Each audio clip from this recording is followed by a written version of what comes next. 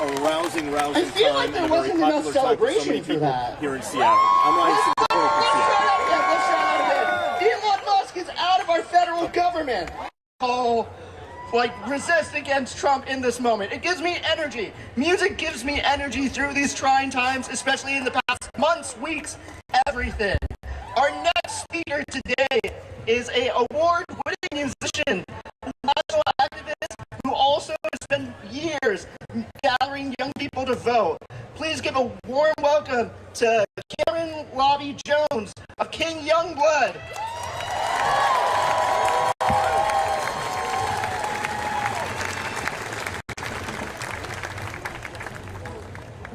Thank you, brother. I want to say thank you to Alex, to Tina, the volunteers, and the organizers for all of their hard work today. Thank you for giving me a moment to close out and to speak to all of you.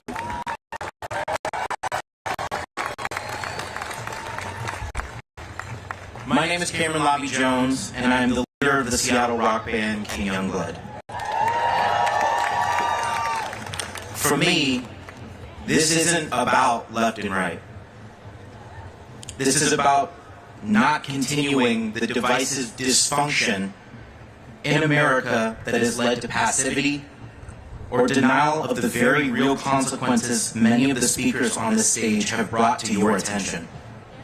You heard from our youth carrying the torch and the very hard work protesting in our schools and institutions.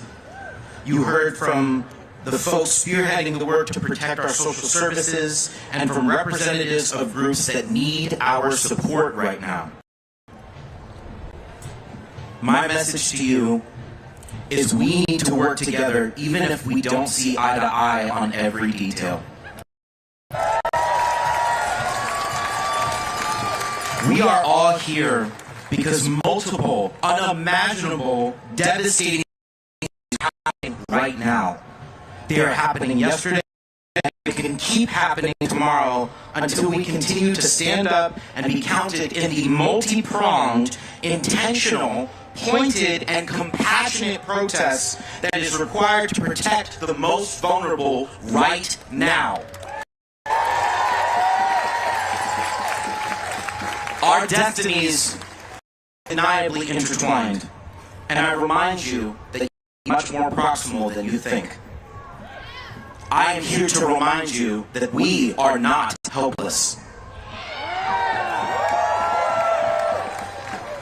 We do not need kings. We need coalition.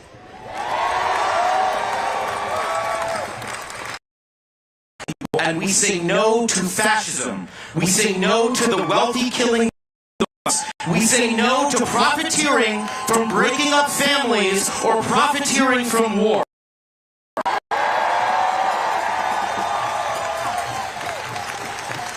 We say yes to nuclear safety. We say yes to protecting our planet and uplifting the working class. We say yes to embracing the beautiful diversity of our intersectional communities. We say yes to equity.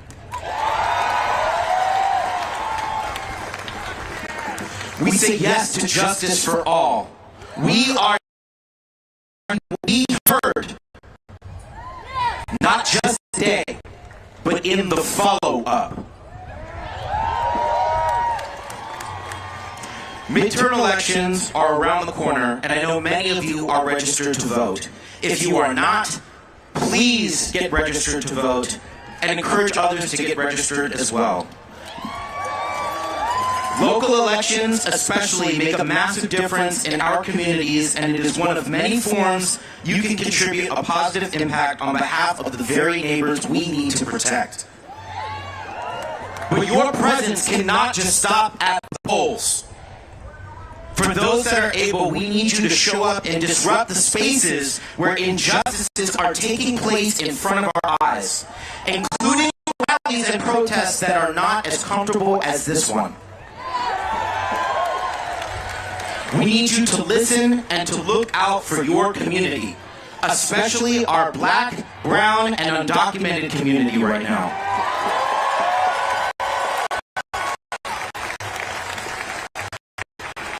We need you to hold space for our expression and protect the humanity this regime wants you to believe we do not have.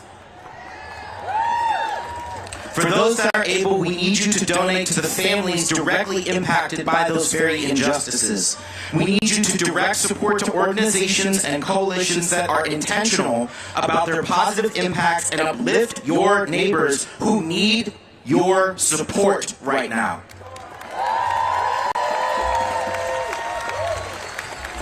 We need to remind each other to be compassionate without sacrificing what we believe in.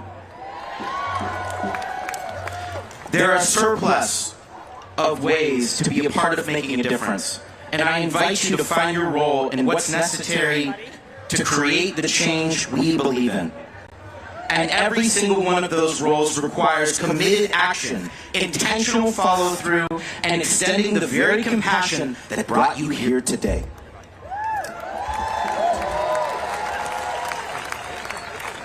To my family in Seattle, across the country and around the world, today is an invitation for you to do your part and find your role.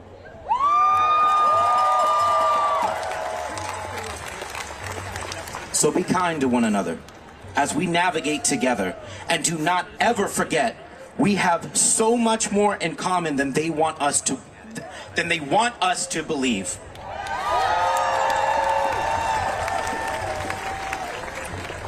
We outnumber injustice every single time. Today is a call to action. Pick up the call.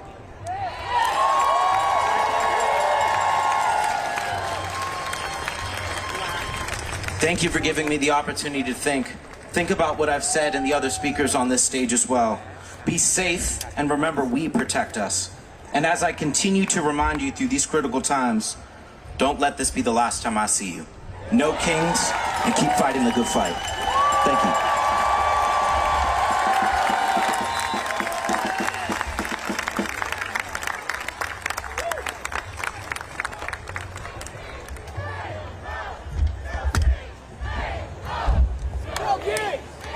Let's give another round of applause for Cameron. All right, everyone, I can feel you're antsy. I can feel you're ready to march and take the streets. Before we get into that, I have a quick note from our safety team, okay?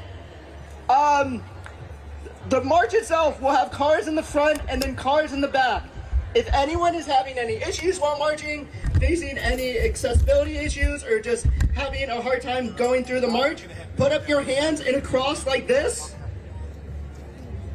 And our medic teams will be with you. We have capacity to help drive a few people back if needed. Once we get to Seattle Center, there will be some shuttles, about 20 seats, to help drive people back to Cal Anderson. Because of the limited seat, we're probably going to be saving these for like those who have the most need accessibility-wise.